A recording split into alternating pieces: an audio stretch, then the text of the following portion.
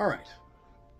When last we left our heroes, I did not have this. We did a little upgrade. Hopefully you guys can hear me just a little bit better.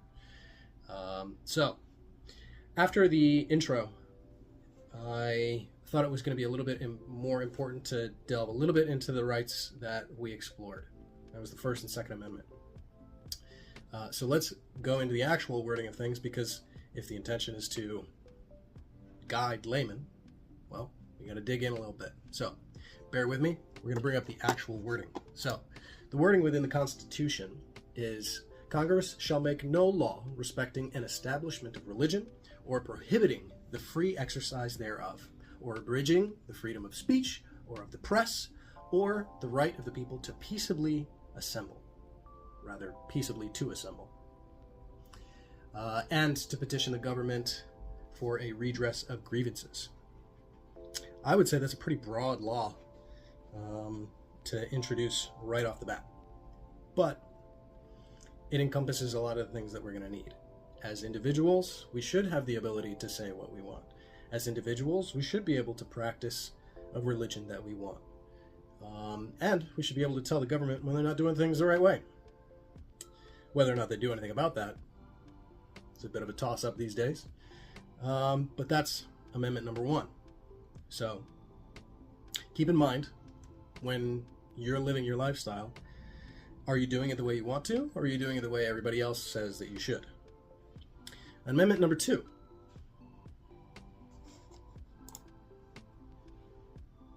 A well-regulated militia being necessary to the security of a free state, the right of the people to keep and bear arms shall not be infringed. That one's a little bit more specific, but its intention is obvious. If we want to have the freedoms of the First Amendment, being able to say the things that we want, being able to believe in the way that we want, and tell the government when they're doing something wrong, we're going to need to be able to back that up. The only way to do that sometimes is by force. And that's what arms is describing, is some ability of force.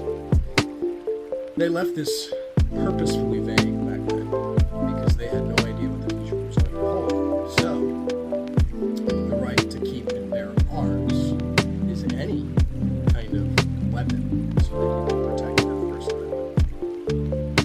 There has been so much agita caused over this amendment. The government, or rather people who want to usurp the government for their own ends, hate this law. And that's because they can't necessarily force a populace to do what they want if the populace is just going to kill them.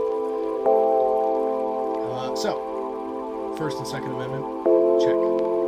That's my exploration here moving forward.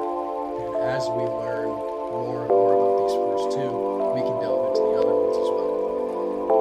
Because there are some very important things that the rest of the Constitution encompasses that we as citizens need to know. So, moving forward, I've done some extensive research on training and of competitions so that, 1, I can do it safely and effectively, and 2, I can utilize those skills to their fullest extent. I'm going to be taking you guys along with me so you can see how it's done, how it's done effectively.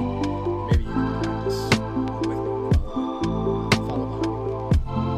So, if we are wrapping up, keep in mind, down in the description is the Patreon, so that any proceeds that come here, we can build this process, make it a little bit easier. I can navigate this stuff for you guys so that you can save a little bit of money when you're doing it. And that's my expectation for you guys. As I'm going through this process, I'm hoping you're doing the same. That way, as citizens, we can all grow and achieve greatness together.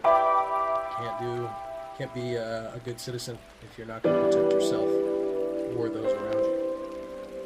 So, stay safe, subscribe, like,